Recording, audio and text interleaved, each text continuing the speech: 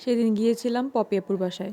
গিয়ে দেখি বিয়ে বাড়ির আয়োজনকেও সে ফেল করে ফেলছে। বেগুন ভাজা, ডিম ভুনা, তারপরে ছিল মুরগির রোস্ট, গরুর মাংস, আরও যে কত কিছু ছিল, মানে সবজি ছিল, মাছ ভাজা ছিল, সালাদ ছিল, ডাল ছিল। আমি তো এগুলা খেয়ে শেষই করতে পারি নাই।